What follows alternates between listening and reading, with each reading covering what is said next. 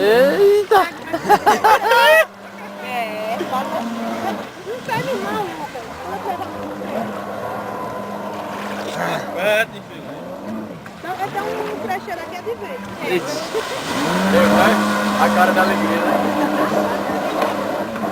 Ele vai aquele negócio.